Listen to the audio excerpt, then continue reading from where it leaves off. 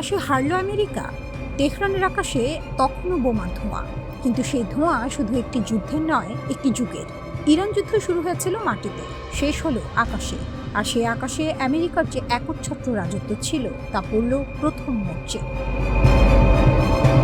দশকের পর দশক ধরে পৃথিবীর কক্ষপথ ছিল যেন মার্কিন যুক্তরাষ্ট্রের নিজস্ব উঠোন। প্ল্যানেট, ল্যাবস আর ভেন্টরের মতো কোম্পানিগুলো প্রতিদিন পৃথিবীর প্রতিটি কোণের ছবি তুলত। সেনা সমাবেশ, বোমার ক্ষয়ক্ষতি, গণবিধ্বংসী কর্মকাণ্ড, কিছুই লুকানো ছিল না তাদের চোখ থেকে। সাংবাদিক থেকে গোয়েন্দা বিশ্লেষক, সাহায্য সংস্থা থেকে যুদ্ধ গবেষক, সবাই নির্ভর করত এ হাই রেজলিউশন ছবির উপর। আর সেই ছবির চাবিকাঠি ছিল ওয়াশিংটনের হাতে। কিন্তু মার্চ 2026-এ সেই চাবি হঠাৎ ঘুরে গেল। প্ল্যানেট ল্যাবস ঘোষণা দিল মধ্যপ্রাচ্যের স্যাটেলাইট ছবি এখন 14 দিন দেরিতে মিলবে, আগে যেখানে লাগতো মাত্র 4 দিন। কারণ হিসেবে বলা হলো জাতীয় নিরাপত্তা, বললেই হলো। এক সপ্তাহ না যেতেই আরও বড় ঘোষণা এলো, ইরান ও আশেপাশের সংঘাত সংশ্লিষ্ট এলাকার কোনো ছবি আর প্রকাশ পাবে না। ভেন্টরও একই পথ ধরল, পর্দা টেনে দিল। সাংবাদিক, গবেষক, সাহায্য সংস্থা সবাই হঠাৎ অন্ধকারে। কিন্তু পৃথিবী থেমে থাকেনি। এক দরজা বন্ধ হলে মানুষ জানালা খুঁজে। ইউরোপের ইয়ারবাস ডিফেন্স অ্যান্ড স্পেস আর ইউরোপীয় মহাকাশ সংস্থার দিকে মুখ ফেরালো অনেকে, কারণ তারা ওয়াশিংটনের ফরমানে ক্যামেরা বন্ধ করে না। আর চীন, বেজিং তো বহু আগে থেকেই নিজের জাল বুনছিল। রিজার্ভেশন আর চ্যাংগুয়ান স্যাটেলাইট টেকনোলজি মিলিয়ে চীন এখন এমন এক নেটওয়ার্ক দাঁড় করিয়েছে যেখান থেকে প্রতিদিন পৃথিবীর যে কোনো কোণের একাধিক হাই রেজলিউশন ছবি তোলা সম্ভব। মহাকাশ বিশ্লেষক অ্যাড্রিয়ান নরিসাফ বললেন, সামরিক স্যাটেলাইটে আমেরিকা এখন এগিয়ে, কিন্তু বাণিজ্যিক আর্থ অবজারভেশন এখন চারদিকে ছড়িয়ে পড়েছে। কয়েক বছর আগেও চীনের হাতে উপযুক্ত প্রযুক্তি ছিল না। আজ তারা এমন জায়গায় এসে দাঁড়িয়েছে যে মার্কিন স্টেট ডিপার্টমেন্ট নিজেই তার মিত্রদের সতর্ক করছে, চীনা স্যাটেলাইট সেবা ব্যবহার করো না, না হলে সব চলে যাবে বেইজিংয়ের হাতে। কিন্তু এই সতর্কতার মধ্যেই লুকিয়ে আছে বড় স্বীকারোক্তি, একাধিপত্য আর নেই। নরিস ভবিষ্যৎবাণী করেছেন, আগামী 5 বছরে ইউরোপ, এশিয়া আর মধ্যপ্রাচ্য থেকে আরও হাজারটি স্যাটেলাইট মহাকাশে উঠবে। প্রতিযোগিতা যত বাড়বে, একক নিয়ন্ত্রণ তত কঠিন হয়ে পড়বে। 20 বছর আগে যা ছিল পুরোপুরি আমেরিকার কবজায়, 10 বছর আগেও যা ভাগ করত কেবল ইউরোপ, সেই আকাশ এখন সবার। ইরান যুদ্ধ তথ্যের লড়াইয়ে একটি মৌলিক সত্য উন্মোচন করে দিয়েছে। ছবি হয়তো বাণিজ্যিক, কিন্তু সেই ছবি কে দেখবে তা এখনও রাজনৈতিক। বিশ্বের সাংবাদিক আর গবেষকদের জন্য শিক্ষাটি করা, এক দেশের স্যাটেলাইট ইকোসিস্টেমের ওপর ভর করে থাকলে যে কোনো দিন মাটি সরে যেতে পারে। একদিন যে আকাশ ছিল ওয়াশিংটনের নিজস্ব উঠোন, সেই আকাশ এখন বহু জনের। ইরান যুদ্ধ মাটিতে যাই করুক, মহাকাশে যে পরিবর্তনের বীজ বুনে দিয়ে গেছে তার কোনো যুদ্ধবিরতি নেই।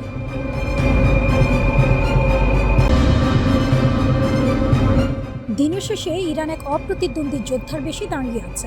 মার্কিন দাদাগিরি আর কতদিন?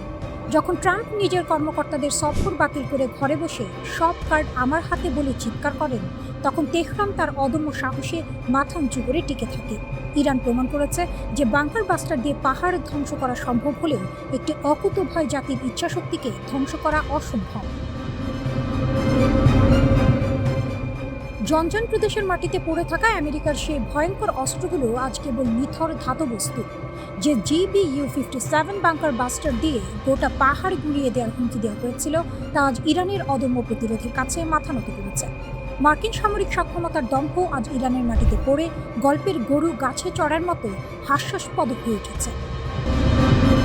ইরানের ইসলামিক রিভলিউশনারি গার্ড কোর প্রমাণ করেছে মার্কিন সমর কৌশল আসলে কাগজে বাঘ। জনজনের যুদ্ধক্ষেত্রে উদ্ধার হওয়া 9500-টিরও বেশি ক্লাস্টার বোমলেট এবং 52টি রকেট নিষ্ক্রিয় করা, এটি কেবল প্রযুক্তিগত দক্ষতা নয়, এটি ইরানের ইস্পাত কঠিন সাহসের বহিঃপ্রকাশ। আমেরিকার অত্যাধুনিক F-15, F-16 আর F-35 যুদ্ধ বিমানগুলো আকাশে থেকে যা বর্ষণ করেছিল, তা ইরানের প্রতিরোধের দেয়ালে ধাক্কা খেয়ে কেবল আঙুর ফল টক হয়ে আছে। বাংকার বাস্টারগুলো আজ কোনো অট্টালিকা নয়, বরং নিজেদেরই ব্যর্থতার কবর খুঁড়েছে। আর ইরান, তারা এই ধ্বংসাবশেষ থেকে আমেরিকার প্রযুক্তির গোপন দিকগুলো উদ্ধার করে নিজেদের ভান্ডার সমৃদ্ধ করছে। একেই বলে বিপদ থেকে সুযোগ ছিনিয়ে আনা। ডোনাল্ড ট্রাম্প গলাবাজি করে বলছেন সব ট্রাম্প কার্ড আমাদের হাতে, কিন্তু পর্দার আড়ালে তার অস্থিরতা ঠিকই ফুটে উঠছে। মার্কিন দূতের সফর বাতিল করা, দীর্ঘ বিমান যাত্রার দোহাই দেয়া, এসবই তো ভয়ে গা ঢাকা দেওয়ার নামান্তর। ট্রাম্পের এই আচরণ যেন বিপদ বুঝে পিঠ টান দেওয়ার মতো। তিনি যখন বলছেন আমরা সব জিতে গেছি, তখন ওয়াশিংটনের অন্দরমহলে বসে চাউর হচ্ছে অন্য সত্য। আর সেই সত্যটি ফাঁস করেছে স্বয়ং তাদেরই এক গোপন মেমো। ওয়াশিংটনের আইন উপদেষ্টা রিড ডি রুবেনস্টাইনের ফাঁস হওয়া নথিতে বেরিয়ে এলো আসল চেহারা। ট্রাম্প বারবার বুক খুলিয়ে বলেছিলেন, ইসরায়েলের কথায় আমি যুদ্ধ করছি না, কিন্তু মেমোয় পরিষ্কার লেখা এই যুদ্ধ আমেরিকার নিজস্ব কোনো রণকৌশল নয়, এটি ইসরায়েলের স্বার্থ রক্ষার এক করুণ আখ্যান। অর্থাৎ ইরানকে ঘেরাও করতে গিয়ে আমেরিকা এখন নিজেরাই নিজেদের জালে আটকা পড়েছে। এই মেমোই প্রমাণ করে ইরান কেবল একটি দেশের বিরুদ্ধে লড়ছে না, বরং লড়ছে এক গভীর ষড়যন্ত্রের বিপরীতে। ইরান আজ কেবল নিজের দেশের সীমানা রক্ষা করছে না, তারা সারা বিশ্বের সামনে মার্কিন নীতিমালার ভণ্ডামির হাটে হাড়ি ভেঙে দিচ্ছে। এদিকে ইরানের পররাষ্ট্রমন্ত্রী আব্বাস আরাঘচি ওমান থেকে পাকিস্তান পুরো অঞ্চলে যেন এক দাবার ঘুঁটি চালছেন। তিনি আমেরিকার দম্ভের বিপরীতে শান্ত কিন্তু দৃঢ়। তার প্রতিটি পদক্ষেপ বুঝিয়ে দিচ্ছে ইরান কোনো পুতুল নয়।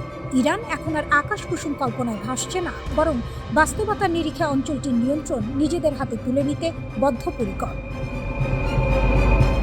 আমেরিকার কোনো প্যারালাল প্ল্যান বা এয়ার স্ট্রাইক ইরানকে দমিয়ে রাখতে পারেনি, বরং ইরানের বিমান প্রতিরক্ষা ব্যবস্থা যে কতটা নিখুঁত তা প্রমাণ হয়েছে আকাশ থেকেই মার্কিন ক্রুজ মিসাইলগুলো খসিয়ে দেওয়ার মাধ্যমে।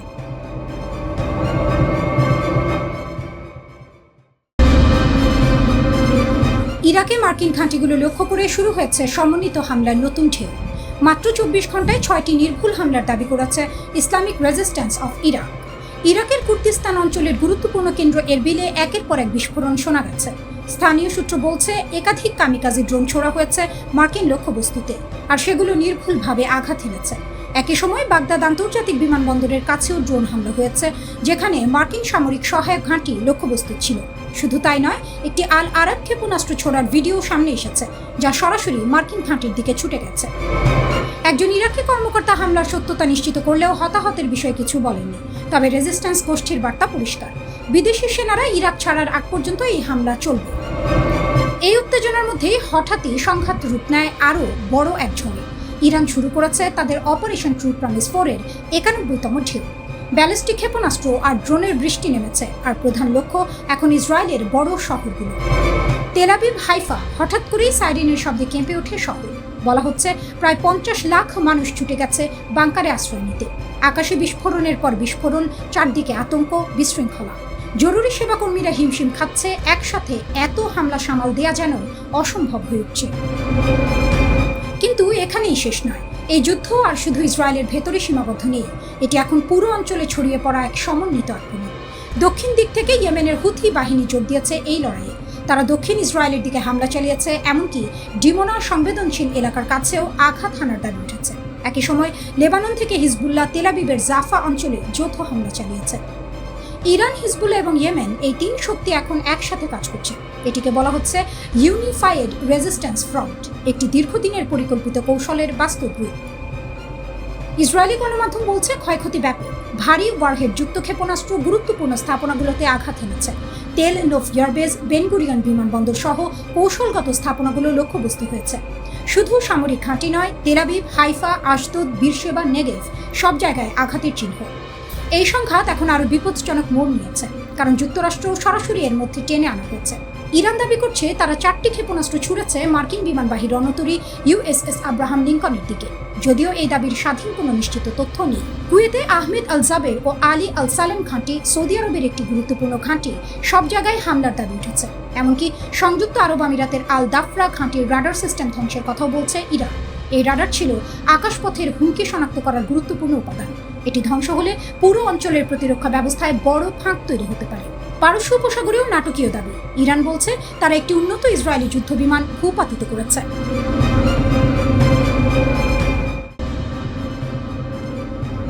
ওয়াশিংটনের আকাশে এখন যুদ্ধের মেঘের চেয়েও ঘনীভূত ধোঁয়াশা। ইরান সংঘাতের প্রকৃত ক্ষয়ক্ষতির হিসেব নিয়ে ট্রাম্প প্রশাসনের বিরুদ্ধে উঠে আসছে গুরুতর অভিযোগ। প্রশাসন যেন কোনো ঢাক গুড়গুড় নীতি নিয়ে এগোচ্ছে, যেখানে তথ্যের স্বচ্ছতা তলানিতে। একদিকে সিজফায়ার বা যুদ্ধবিরতির ঘোষণা, অন্যদিকে রণক্ষেত্রে প্রাণহানি ও আহত হওয়ার সংখ্যা নিয়ে লুকোচুরি, সব মিলিয়ে এক গভীর সংকটের মুখে দাঁড়িয়ে হোয়াইট হাউস। পেন্টাগনের তথ্যে অসামঞ্জস্যতা যেন মড়ার ওপর খাঁড়ার ঘা হয়ে দাঁড়িয়েছে। যুদ্ধবিরতির সময় নিহতের সংখ্যা ছিল 385, যা পরে বেড়ে 428 হয়েছিল। কিন্তু হঠাৎ করে কোনো ব্যাখ্যা ছাড়াই 15 জন আহতের নাম তালিকা থেকে মুছে ফেলা হলো। সংখ্যাটা নেমে এলো 413-তে, এরপর আবার 411। এই যে সংখ্যার ক্রমাগত হেরফের, তা সাধারণ মানুষের কাছে আকাশকুসুম কল্পনা ছাড়া আর কিছু নয়। কর্মকর্তারা এর কোনো যৌক্তিক ব্যাখ্যা দিতে পারছেন না, বরং দায়সারা উত্তর দিচ্ছেন। মনে হচ্ছে প্রশাসন যুদ্ধের ভয়াবহতাকে সাধারণ মানুষের কাছে ধামাচাপা দেওয়ার এক পরিকল্পিত ছক কষছে। কেবল সংখ্যা নয়, যুদ্ধের প্রকৃত চিত্রটি আড়াল করার অভিযোগ উঠছে। ইউএসএস জেরাল্ড আর ফোর্ড জাহাজের অগ্নিকাণ্ডে 200-র বেশি নাবিক আহত হলেও সেই তথ্য সরকারি খাতায় নেই। এছাড়া ইউএসএস আব্রাহাম জাহাজের ঘটনার তথ্য চেপে যাওয়া হয়েছে। সমালোচকদের মতে প্রশাসন একটি নিয়ন্ত্রিত আখ্যান তৈরি করছে, যা প্রকৃত মানবিক ক্ষয়ক্ষতির চিত্রকে লেজে গোবরে করে ফেলেছে। এই অস্বচ্ছতা কেবল রাজনৈতিক বিতর্কই বাড়াচ্ছে না, বরং প্রশাসনের প্রতি জনগণের আস্থাকেও তলানিতে নামিয়ে এনেছে। শুধু হতাহতের সংখ্যায় নয়, বড় ধরনের সংকটে পড়েছে মার্কিন সামরিক অস্ত্র ভাণ্ডারও। Centre for strategic and international স্টাডিজের সাম্প্রতিক প্রতিবেদন অনুযায়ী ইরান অভিযানে মার্কিন বাহিনীর প্রেসিশন স্ট্রাইক মিসাইলের 45%, প্যাট্রিয়ট ইন্টারসেপ্টর ও থার্ড মিসাইলের অর্ধেকই শেষ হয়ে গেছে। এটি শুধু মধ্যপ্রাচ্যের জন্য নয়, ভবিষ্যতে চীনের মতো বড় কোনো প্রতিপক্ষের মোকাবিলায় আমেরিকার জন্য সাপে নেউলে সম্পর্কের মতো বিপদ ডেকে আনতে পারে। ডোনাল্ড ট্রাম্প অবশ্যই এসব অভিযোগ উড়িয়ে দিচ্ছেন। তিনি বলছেন মার্কিন মিসাইলের কোনো অভাব নেই, যেন তার কাছে অস্ত্র যোগানোর কোনো আলাদিনের চারাক আছে। কিন্তু বাস্তব পরিস্থিতি ভিন্ন।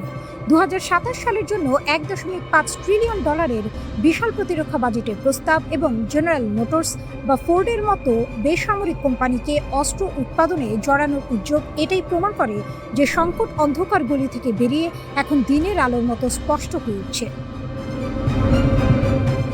প্রশাসন এখন মরিয়া হয়ে অস্ত্র ভাণ্ডার পুনর্গঠনে নেমেছে। যুদ্ধের দামামা বাজলেই কি সত্যকে শাখের করাত বানাতে হবে? একদিকে যেমন ট্রাম্প প্রশাসন শান্তির কথা বলছে, অন্যদিকে তাদের কৌশলগত ত্রুটিগুলো প্রশ্নবিদ্ধ হচ্ছে। জনসম্মুখে স্বচ্ছতার অভাব কেবল বিশ্ব রাজনীতিতে অস্থিরতা বাড়াচ্ছে না, বরং দেশটির অভ্যন্তরীণ আস্থার সংকটকেও প্রকট করছে। ইরান সংঘাতের এই পরিণতির দিকে তাকিয়ে এখন বিশ্ববাসী, শেষ পর্যন্ত ট্রাম্প প্রশাসন কি পুরো সত্যটা স্বীকার করবে, নাকি এই লুকোচুরি শেষ পর্যন্ত ওয়াশিংটনে গেল রব তুলবে?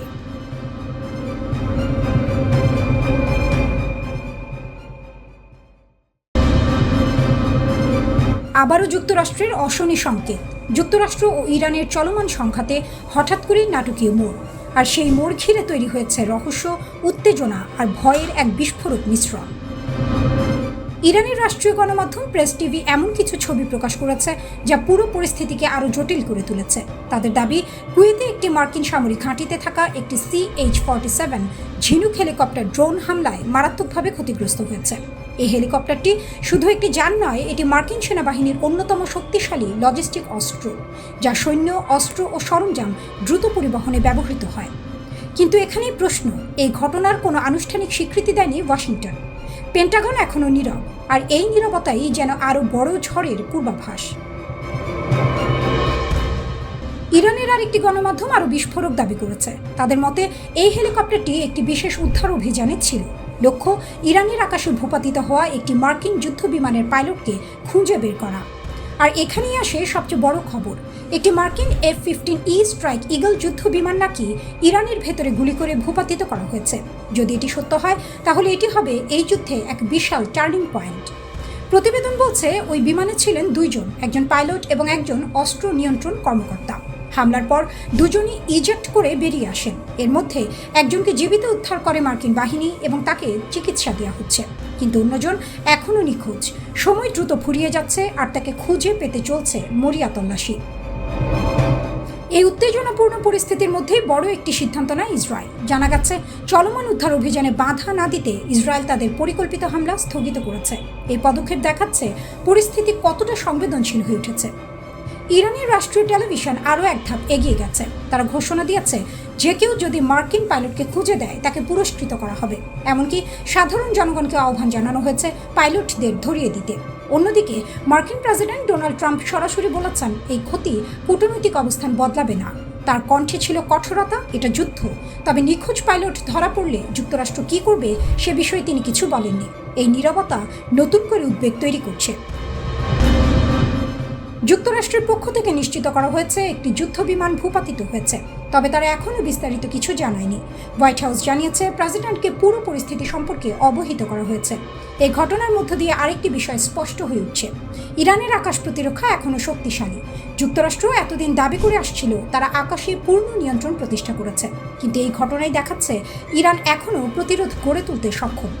এর আগে এই যুদ্ধে আরও 3টি F-15E বিমান হারানোর খবর এসেছে, যদিও সেগুলো ফ্রেন্ডলি ফায়ারের কারণে। এখন পর্যন্ত অন্তত 13 জন মার্কিন সেনা নিহত হয়েছে। একদিকে নিখোঁজ পাইলটের খোঁজে মরিয়া যুক্তরাষ্ট্র, অন্যদিকে ইরানের কঠোর অবস্থান। আকাশে প্রতিনিয়ত বাড়ছে উত্তেজনা, মাটিতে জমছে অনিশ্চয়তা। এই যুদ্ধ এখন আর শুধু অস্ত্রের লড়াই নয়, এটি সম্মান, ক্ষমতা আর টিকে থাকার এক ভয়ঙ্কর পরীক্ষা। আর সেই পরীক্ষার প্রতিটি মুহূর্ত যেন নতুন করে মধ্যপ্রাচ্যের ভবিষ্যৎ।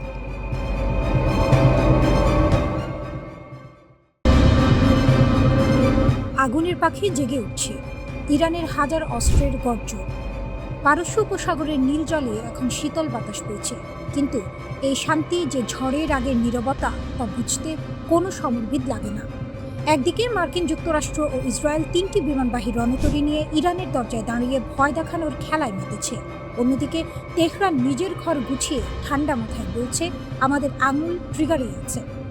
এই হলো ইরান, চাপের মুখে হাঁটু গেড়ে বসার নাম, যার অভিধানে কোনোদিনও ছিল না, আজও নেই। দীর্ঘ 25 বছরের অক্লান্ত পরিশ্রম, ঘাম আর মেধার ফসল আজ ইরানের সামরিক বহরে সারি সারি সাজানো। দেশটির প্রতিরক্ষা মন্ত্রণালয়ের মুখপাত্র ব্রিগেডিয়ার জেনারেল রেজা তালাইনিক সাফ জানিয়ে দিয়েছেন ইহুদিবাদীদের ঘায়েল করতে 1000 ধরনের অস্ত্র প্রস্তুত রয়েছে। 9000 কোম্পানির নিরলস পরিশ্রমে গড়া এই অস্ত্র ভাণ্ডার কোনো ফাঁকা হুমকির বুলি নয়, এ হলো বাস্তবের শক্ত জমিনে দাঁড়িয়ে বলা দৃঢ় প্রতিজ্ঞার কথা। রাষ্ট্রীয় সম্প্রচার মাধ্যম প্রেস টিভি এই তথ্য নিশ্চিত করেছে, যা পশ্চিমা বিশ্বের ঘুম কেড়ে নেওয়ার জন্য যথেষ্ট। সম্প্রতি IRGC প্রকাশ করেছে একটি চোখ ধাঁধানো ভিডিও, যেখানে সুশৃঙ্খল সারিতে দাঁড়িয়ে আছে অত্যাধুনিক ব্যালিস্টিক মিসাইল ও আত্মঘাতী ড্রোনের বিশাল বহর। ট্রাম্প ও নেতানিয়াহুর বুকে কাঁপুনি ধরাতে এই ভিডিও যেন এক নীরব কিন্তু শক্তিশালী বার্তা। এসব অস্ত্র শুধু প্রদর্শনীর জন্য তৈরি হয়নি, সাম্প্রতিক যুদ্ধবিরতির মাঝেও থেমে থাকেনি ইরানের অস্ত্র কারখানার চাকা। অর্থাৎ যুদ্ধের দাবানলেও ইরানের কারিগরি মনোবল ও উৎপাদন সক্ষমতা এতটুকু টলেনি, বরং আরও বেগ পেয়েছে। সাম্প্রতিক সামরিক আগ্রাসনে ইরানের কোমর ভেঙে দেওয়ার স্বপ্ন দেখেছিল ইসরায়েল ও তার মার্কিন পৃষ্ঠপোষক, কিন্তু মাঠের ফলাফল বলছে সম্পূর্ণ ভিন্ন কথা। সেই পায়তারায় এক প্রকার মুখ থুবড়ে পড়েছে তারা। পাখির পালক গেছে হয়তো, কিন্তু পাখি মরেনি, বরং আরও শানিত ডানায় ইরান এখন প্রস্তুত পরবর্তী ঝাঁপের জন্য। IRGC তার সাম্প্রতিক বিবৃতিতে স্পষ্ট ভাষায় জানিয়েছে, পুনরায় আগ্রাসন চালানো হলে পূর্ব নির্ধারিত তালিকা অনুযায়ী যুক্তরাষ্ট্র ও ইসরায়েলের গুরুত্বপূর্ণ সামরিক স্থাপনাগুলোতে একযোগে কঠোর পাল্টা হামলা চালানো হবে। এ কোনো আবেগের কথা নয়, এ হলো সুনির্দিষ্ট রণকৌশলের ঘোষণা। ট্রাম্প নেতানিয়াহুর যৌথ চাপের কৌশল মূলত পারমাণবিক ও ক্ষেপণাস্ত্র ইস্যুতে ইরানকে সমঝোতার টেবিলে বসাতে চায়। পারস্য উপসাগরে 3টি বিমানবাহী রণতরী মোতায়েন করে সামরিক চাপ তৈরির এই কুটোচাল নতুন কিছু নয়, কিন্তু তেহরান বারবার স্পষ্ট করে দিচ্ছে ভয় দেখিয়ে তাদের কাছ থেকে কোনো ছাড় আদায় সম্ভব নয়। যে জাতি দশকের পর দশক নিষেধাজ্ঞা ও অবরোধ সহ্য করেও নিজের পায়ে দাঁড়িয়ে নিজস্ব প্রযুক্তিতে অস্ত্র বানিয়েছে, সে জাতিকে রণতরীর সারি দেখিয়ে ঘরে ঢোকানো এ যেন বাঘকে খাঁচায় পড়ার স্বপ্ন দেখার সমান। এই উত্তপ্ত সমীকরণে নতুন মাত্রা যোগ করেছে চীন। হরমুজ প্রণালীতে ইরানের পতাকাবাহী তুস্কা জাহাজ আটকের ঘটনায় মার্কিন প্রশাসন দাবি করছে জ্বালানি তেলের বিনিময়ে চীন ইরানকে দ্বৈত ব্যবহারযোগ্য সামগ্রী ও মিসাইল তৈরির রাসায়নিক পদার্থ সরবরাহ করছে। স্বয়ং ট্রাম্প বিষয়টি উল্লেখ করে জানিয়েছেন, এটি আমেরিকার জন্য মোটেও সুসংবাদ নয়। তবে বেইজিং পুরো অভিযোগ উড়িয়ে দিয়ে বলেছে, ইরানের সাথে চীনের স্বাভাবিক বাণিজ্যিক সম্পর্কে তৃতীয় পক্ষের নাক গলানো কোনোভাবেই গ্রহণযোগ্য নয়।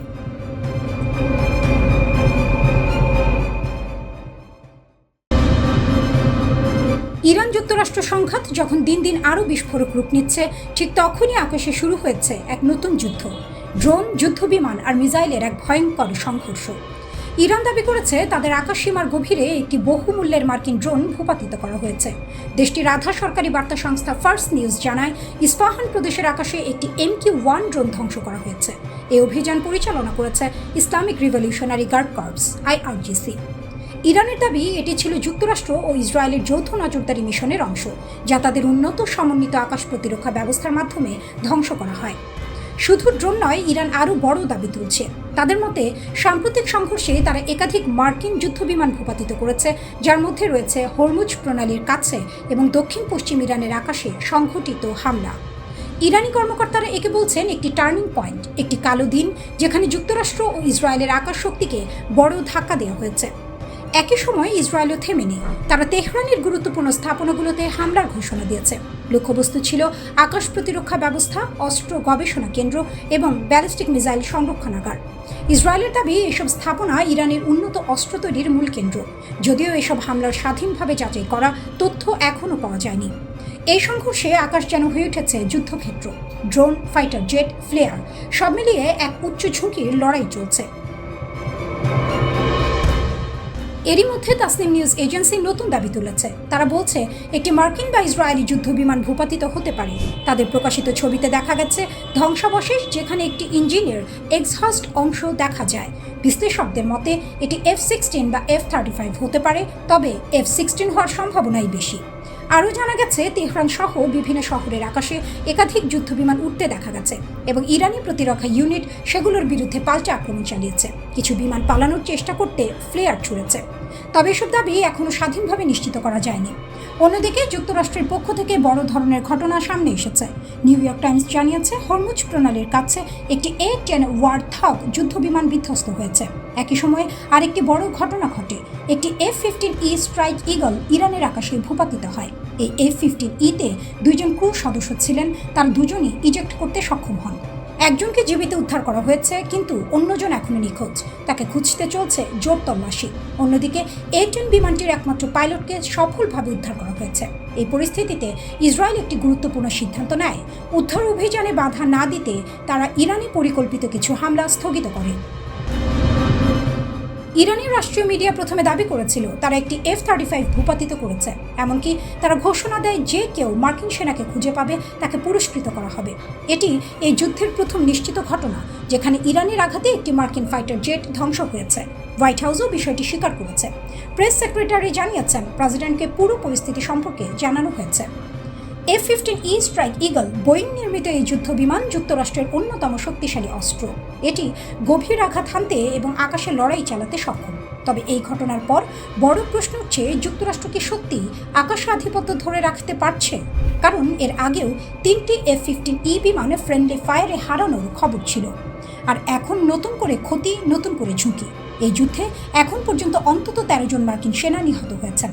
এর মধ্যেই ডোনাল্ড ট্রাম্প ও তার প্রতিরক্ষা মন্ত্রী বারবার দাবি করেছেন যুক্তরাষ্ট্র এই যুদ্ধে কার্যত জয়ী। তারা বলছেন ইরানের আকাশ প্রতিরক্ষা ব্যবস্থা দুর্বল হয়ে গেছে, কিন্তু বাস্তবতা যেন ভিন্ন গল্প বলছে। কারণ আকাশে এখনও লড়ছে ইরান, এখনও প্রতিরোধ করছে, এখনও তারা দেখাচ্ছে তাদের আকাশ এত সহজে দখল করা যাবে না।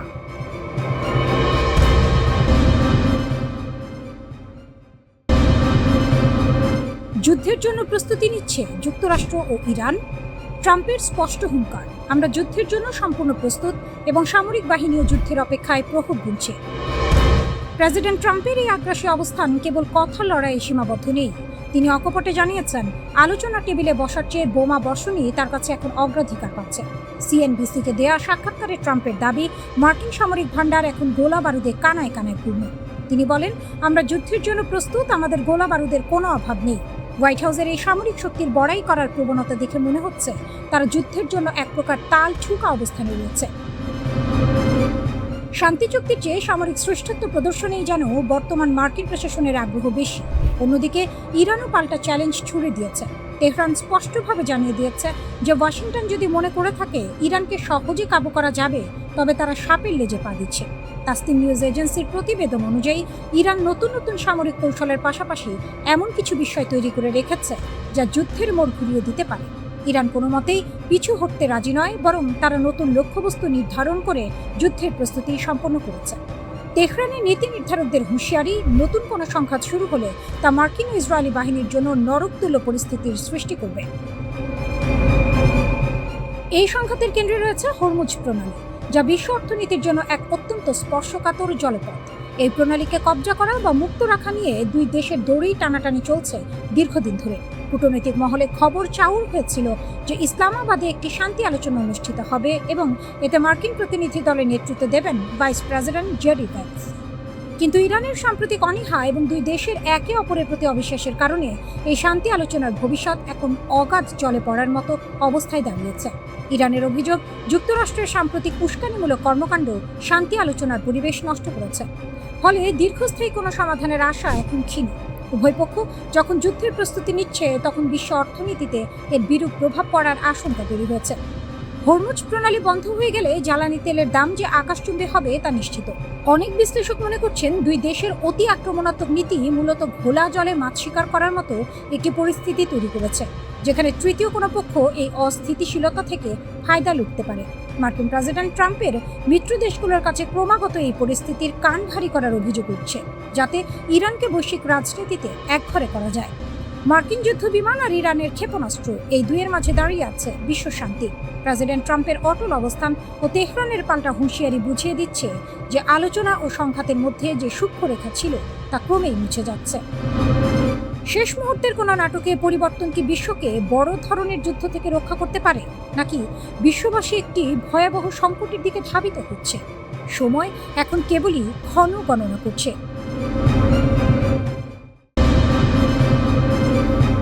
ইরান ইস্যুতে রাশিয়া এবং চীন সরাসরি মার্কিন যুক্তরাষ্ট্রের কঠোর দাবির বিরুদ্ধে দাঁড়িয়েছে। তারা তেহরানের পারমাণবিক অবস্থানের প্রতি তাদের প্রকাশ্য এবং বলিষ্ঠ সমর্থন ব্যক্ত করেছে। চীন সফরে গিয়ে রাশিয়ার পররাষ্ট্রমন্ত্রী সার্গেই ল্যাভরভ বেইজিংয়ে চীনা নেতাদের সাথে বৈঠকের পর একটি অত্যন্ত তাৎপর্যপূর্ণ ও উত্তেজনাপূর্ণ বক্তব্য রাখেন। তিনি সাফ জানিয়ে দেন যে একচেটিয়া শান্তিপূর্ণ উদ্দেশ্যে ইরানের ইউরেনিয়াম সমৃদ্ধকরণের অধিকার অলঙ্ঘনীয়। তার মতে, এই অধিকার আন্তর্জাতিক আইনে অত্যন্ত স্পষ্টভাবে নিহিত। মার্কিন অবস্থানের ওপর সরাসরি আঘাত। ল্যাভরভের এই দ্ব্যর্থহীন মন্তব্য আন্তর্জাতিক পর্যায়ে চাঞ্চল্য তৈরি করেছে। এটি মূলত চলমান আলোচনায় ইরানের শূন্য ইউরেনিয়াম সমৃদ্ধকরণের বিষয়ে মার্কিন যুক্তরাষ্ট্রের কঠোর একগুঁয়েমিকে সরাসরি চ্যালেঞ্জ এবং খাটো করে দেখছে। আমেরিকার এই দাবির কোনো আইনি ভিত্তি নেই বলেই রুশ পররাষ্ট্রমন্ত্রী ইঙ্গিত দেন। তিনি রাশিয়া এবং চীনের অবস্থান পরিষ্কার করে বলেন যে তারা এই সংকটের অবসানের জন্য কূটনৈতিক প্রচেষ্টাকে পূর্ণ সমর্থন করে। তবে নেগোসিয়েশনস অবশ্যই বাস্তবসম্মত এবং বৈধ লক্ষ্যের উপর ভিত্তি করে পরিচালিত হতে হবে, যা সব পক্ষের জন্য গ্রহণযোগ্য হয়। ল্যাভরভ বলেন, আমরা বিশ্বাস করি যে আন্তর্জাতিক আইন প্রতিটি দেশের শান্তিপূর্ণ পারমাণবিক কর্মসূচির অধিকারকে পুরোপুরি স্বীকৃতি দেয়। আইএইএ এর প্রমাণ এবং বাস্তব পরিস্থিতি। ল্যাভরভ আন্তর্জাতিক পরমাণু শক্তি সংস্থা আইএইএ এর প্রতিবেদনের উদ্ধৃতি দিয়ে জোর দিয়ে বলেন যে ইরানের পারমাণবিক উপাদান সামরিক উদ্দেশ্যে ব্যবহারের কোনো প্রমাণ খুঁজে পাওয়া যায়নি। তিনি মনে করিয়ে দেন যে ইরান পরমাণু অপসারণ চুক্তির স্বাক্ষরকারী এবং তারা আইএইএ এর পরিদর্শনের অধীনে রয়েছে। রুশ পররাষ্ট্রমন্ত্রী বলেন, আমরা দৃঢ়ভাবে বিশ্বাস করি যে ইরান তাদের পারমাণবিক কর্মসূচির জন্য আন্তর্জাতিক আইন এবং আইএইএ এর মানদণ্ড মেনে চলছে। তাদের শান্তিপূর্ণ কর্মসূচির অধিকারের উপর আঘাত করা আন্তর্জাতিক আইনের পরিপন্থী। তিনি 2015 সালের ঐতিহাসিক পারমাণবিক চুক্তিতে রাশিয়ার ভূমিকার কথা স্মরণ করিয়ে দেন। তখন রাশিয়া ইরানের সমৃদ্ধ ইউরেনিয়াম মজুদ ব্যবস্থাপনায় গুরুত্বপূর্ণ ভূমিকা পালন করেছিল। ল্যাভরভ ইঙ্গিত দেন যে মস্কো আবারও প্রয়োজনে অত্যন্ত সমৃদ্ধ উপাদান পুনরায় প্রক্রিয়া করে পারমাণবিক জ্বালানিতে রূপান্তর করতে বা রাশিয়াতে সংরক্ষণ করতে সহায়তা করতে প্রস্তুত। পশ্চিমাদের সমালোচনা ও ভূ রাজনৈতিক সংঘাত। সার্গেই ল্যাভরভ ইউরোপীয় শক্তিগুলোর তীব্র সমালোচনা করেন। তিনি বলেন যে তারা ওয়াশিংটনের পরমাণু চুক্তি থেকে একতরফাভাবে বেরিয়ে যাওয়ার বিষয়ে কোনো প্রতিবাদ করেনি, অথচ তেহরানের ওপর কঠোর শর্ত চাপিয়ে দিচ্ছে। তিনি এটিকে ভণ্ডামি এবং ঔপনিবেশিক মানসিকতার প্রকাশ বলে অভিহিত করেন। তিনি বর্তমান আলোচনায় ইরানের ইউরেনিয়াম সমৃদ্ধকরণ এবং হরমুজ প্রণালীর উপর নিয়ন্ত্রণ নিয়ে বিরোধের কথা উল্লেখ করেন। যুক্তরাষ্ট্রের কর্মকর্তারা, বিশেষ করে ভাইস প্রেসিডেন্ট জেডি ভ্যান্স, ইরানের সমৃদ্ধ ইউরেনিয়াম সরিয়ে নেওয়া এবং কঠোর যাচাইকরণ ব্যবস্থার উপর জোর দিচ্ছেন। অন্যদিকে ইরান তাদের মজুদ হস্তান্তর করতে অস্বীকৃতি জানিয়েছে এবং এর পরিবর্তে পতনের প্রস্তাব দিচ্ছে।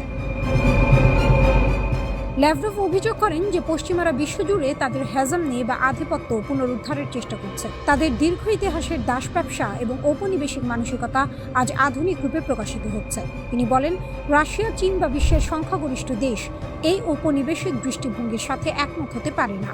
হরমুজ প্রণালী এবং আন্তর্জাতিক প্রভাব। ল্যাভরভ যুক্তি দেন যে ইরানের হরমুজ প্রণালী বন্ধ করার সিদ্ধান্ত মূলত মার্কিন এবং ইসরায়েলি সামরিক চাপের প্রতিক্রিয়া। তার মতে এই দৃষ্টিভঙ্গি উপসাগরীয় আরব দেশগুলোর অনেকেই ব্যক্তিগতভাবে শেয়ার করে। তিনি আরও ঘোষণা করেন যে রাশিয়া এই সরবরাহ বিঘ্নিত হওয়ার কারণে ক্ষতিগ্রস্ত দেশগুলোতে জ্বালানি সরবরাহ নিশ্চিত করতে প্রস্তুত। তিনি এশিয়ার বিভিন্ন অঞ্চলে পশ্চিমাদের হস্তক্ষেপের কঠোর সমালোচনা করেন। ইউক্রেন সংকট, মধ্যপ্রাচ্য, সেন্ট্রাল এরিয়া, দক্ষিণ ককেসাস এবং তাইওয়ান প্রণালীর উত্তেজনাকে তিনি সরাসরি পশ্চিমা দেশগুলোর নীতির ফলাফল বলে মনে করেন। তিনি বলেন, পশ্চিমের সমষ্টিগত নীতিসমূহ এশিয়ার বিভিন্ন অঞ্চলে অস্থিরতা তৈরি করছে।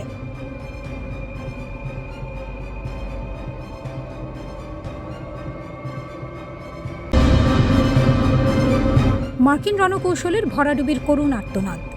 ৩৮ দিনের অসম লড়াইয়ে ইরান এমন এক রণকৌশল প্রদর্শন করেছে যা দেখে বিশ্বের সামরিক বিশ্লেষকদের আক্কেল গুরুম হওয়ার জোগাড়।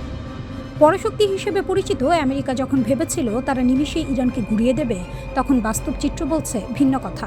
এই যুদ্ধে ইরান কেবল একটি দেশ হিসেবে নয়, বরং এক অপরাজেয় নায়কের মূর্তিতে আবির্ভূত হয়েছে, যার বুদ্ধিমত্তার কাছে কুল কিনারা পাচ্ছে না পেন্টাগন। ইরান সম্মুখ সমরে বুক চিতিয়ে দাঁড়িয়েছে। যুক্তরাষ্ট্রের গর্বের ধন প্যাট্রিয়ট, ইন্টারসেপ্টর আর টমাহক ক্রুজ মিসাইলগুলো এখন কেবল সংখ্যাতত্ত্বের পাতায় বন্দী। ইরান তার সস্তা ড্রোন আর নিখুঁত নিশানার মিসাইল দিয়ে মার্কিন প্রতিরক্ষা ব্যবস্থাকে এমনভাবে ব্যতিব্যস্ত রেখেছে যে ওয়াশিংটনকে এখন হারির খবর দিতে হচ্ছে। মাত্র ৩৮ দিনে ১২০০ প্যাট্রিয়ট আর ১,০০০ টমাহক খরচ করে মার্কিন ভান্ডার এখন খালি হওয়ার দিকে। ইরানের ড্রোনগুলো যখন ঝাঁকে ঝাঁকে মার্কিন রণতরী আর ঘাঁটির দিকে ধেয়ে গেছে, তখন সেই সস্তা ড্রোন ঠেকাতে লাখ লাখ ডলারের দামি ক্ষেপণাস্ত্র ব্যবহার করে পেন্টাগন এখন নিজের পায়ে নিজেই কুড়াল মেরেছে। এই যুদ্ধের ময়দানে ইরান প্রমাণ করেছে যে কেবল আধুনিক প্রযুক্তিতে আকাশকুসুম কল্পনা করলেই যুদ্ধ জেতা যায় না। তার জন্য চাই অদম্য সাহস আর কৌশলী পরিকল্পনা। মার্কিন সেনারা যখন $৫.৬ বিলিয়ন গোলা বারুদ খরচ করে ভেবেছে তারা বিজয়ী, ইরান তখন ছায়াযুদ্ধের কৌশলে তাদের নাজেহাল করে ছেড়েছে। পেন্টাগন যে ক্ষেপণাস্ত্রগুলো রাশিয়া বা চীনের মতো পরাশক্তির জন্য তুলে রেখেছিল, পারস্যের এই বীরদের ঠেকাতেই সেগুলো সব জলবৎ তরলং হয়ে গেছে। ১১০০টি JASSM-ER ক্ষেপণাস্ত্রের অপচয় প্রমাণ করে ইরানের প্রতিরক্ষা ব্যূহ ভেদ করে মার্কিনীদের জন্য ছেলে খেলার মতো সহজ নয়। যেখানে প্রতিদিন $1 বিলিয়ন খরচ করে আমেরিকা এখন দেউলিয়া হওয়ার পথে, সেখানে ইরান অত্যন্ত শান্ত মাথায় তাদের তুরুপের তাসগুলো খেলছে। আমেরিকার প্রতিরক্ষা ব্যবস্থা এখন তিলকে তাল করা দম্ভ থেকে সরে এসে কংগ্রেসের কাছে হাত পাচ্ছে। সিনেটের সশস্ত্র সেবা কমিটির প্রধান জ্যাক রিড যখন এই ঘাটতি পূরণে বছরের পর বছর সময়ের কথা বলছেন, তখন তেহরানের ঘরে বইছে বিজয়ের হাওয়া। ইরান কেবল নিজের ভূমি রক্ষা করেনি, বরং বিশ্বজুড়ে যুক্তরাষ্ট্রের সামরিক ভারসাম্যের ভিত নাড়িয়ে দিয়েছে। ইউরোপ ও এশিয়া থেকে অস্ত্র সরিয়ে এনেও যখন ইরানের অগ্রযাত্রা রোখা যাচ্ছে না, তখন বোঝাই যায় যে পারস্যের এই বীরেরা কতটা শক্ত ইটের জবাব পাটকেলে দিতে জানে। এই পরিস্থিতি নিয়ে জ্যাক রিড গভীর উদ্বেগ প্রকাশ করেছেন। তিনি বলেছেন, এখন যে গতিতে অস্ত্র ব্যবহার ও উৎপাদন হচ্ছে তাতে ঘাটতি পূরণ করতে কয়েক বছর পর্যন্ত সময় লেগে যেতে পারে। এই কারণেই পেন্টাগন অতিরিক্ত অর্থের জন্য কংগ্রেসের কাছে আবেদন করেছে। তবে প্রশ্ন উঠছে, মার্কিন প্রতিরক্ষা শিল্প এত দ্রুত এই বিপুল পরিমাণ দামি অস্ত্র তৈরি করতে পারবে কিনা। এই যুদ্ধ আরেকটি বড় দুর্বলতাও সামনে এনে দিয়েছে। দেখা যাচ্ছে তুলনামূলক সস্তা ড্রোন বা সাধারণ হামলা ঠেকাতে যুক্তরাষ্ট্রকে কোটি কোটি ডলারের আকাশ প্রতিরক্ষা ক্ষেপণাস্ত্র ব্যবহার করতে হচ্ছে। বিশ্লেষকদের মতে এই পদ্ধতি দীর্ঘমেয়াদে টেকসই নয়। Centre for strategic and international স্টাডিজের বিশেষজ্ঞ মার্ক এফ ক্যানসিয়ান সতর্ক করে বলেছেন, যুদ্ধ শুরুর আগেই অনেক গুরুত্বপূর্ণ অস্ত্রের মজুদ কম ছিল, আর এখন তা আরও বিপজ্জনক অবস্থায় পৌঁছেছে।